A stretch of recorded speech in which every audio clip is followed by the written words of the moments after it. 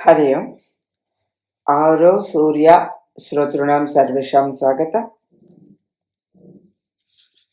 वयं गत विभागेषु धनस्य विषये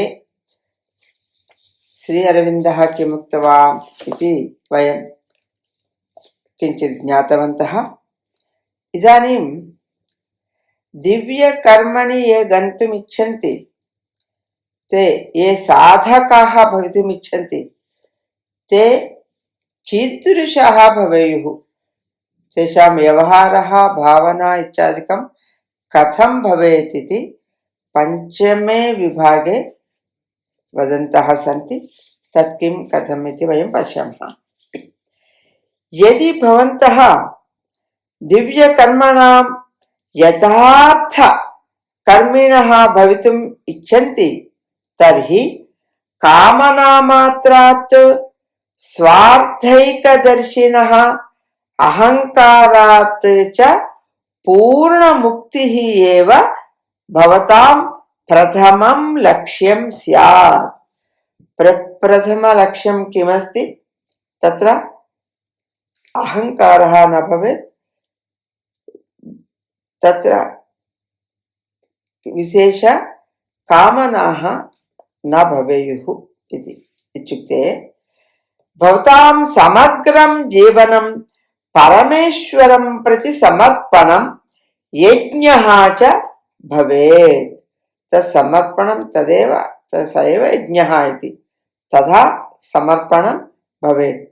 कर्मणि भवताम् एकमात्रलक्ष्यं स्यात् भागवतशक्तेः लीलायां तस्याः सेवा स्वीकृतिः चरितार्थता तत् अभिव्यञ्जक यन्त्रत्वलाभश्च। तत्र अस्माकम् एकमात्रलक्ष्यं किं भवेत् इति वदन्ति तत्र साधकस्य ये साधकानां वा किमिति भागवतशक्तेः लीलायां तत्र तस्याः सेवा सा यत् वदति तस्य स्वीकृतिः, तत्र चरितार्थता तत् साफल्यं तस्य तत्र व्यक्तीकरणं भवेत्। तदेव तत्र अस्माकं व्यवहारेण तदेव तत्र अन्ये सर्वे जानीयुः, तथा भवेत्। यन्त्रत्वलाभश्च, तत्र इन्स्ट्रुमेण्ट्स्, डिवैन् इन्स्ट्रुमेण्ट्स् भवितव्यम्। इतोपि भवद्भिः दिव्यचेतनायाम् उत्तरोत्तरं विकासः प्राप्तव्यः, येन अन्ततः युष्माकं तस्याः च इच्छायां कोऽपि भेदः न स्यात्। तत् युष्मासु तस्याः प्रेरणातिरिक्तः कोऽपि संकल्पः न तिष्ठेत्। ईदृशं किमपि कर्म युष्मासु युष्मद्वारा च न भवेत् यत् तस्याः सचेतन कर्म न स्यात्। तत्र केवलं तस्याः विषये एव अस्माकं, तस्याः कार्यविषये एव अस्माकं चिन्तनं व्यवहारः सर्वमपि भवेत्। अपि च संकल्पः अपि श्रीमातुः अस्माकं अथवा अत्र भवताम् अत्र साधकस्य तद्वयोः संकल्पे भेदः न भवेत्। डिवैन् विल् अपि च स्वकीयस्य संकल्पः द्वयमपि समानं भवेत्।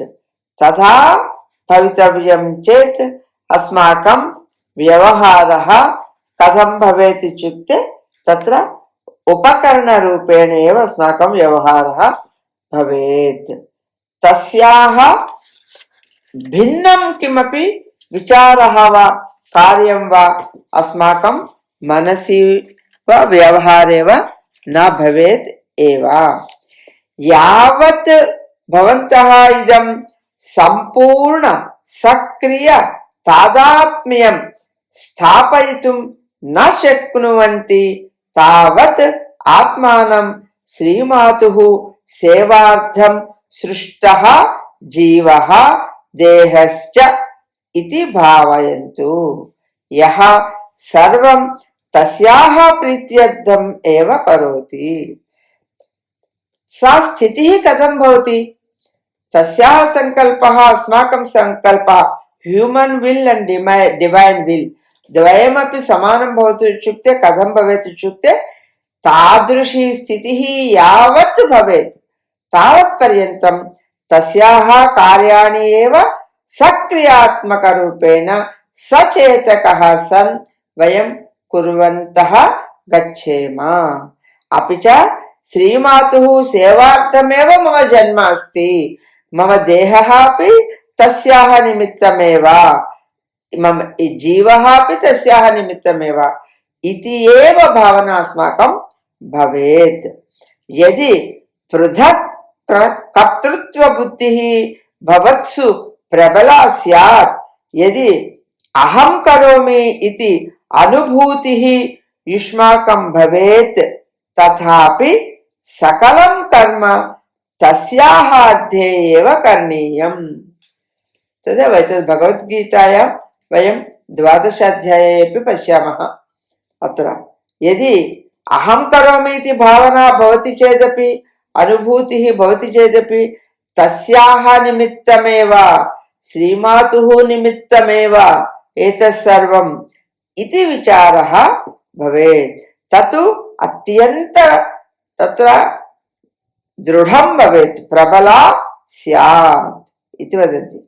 अहङ्कारस्य अभिरुचेः सर्वमपि प्राबल्यं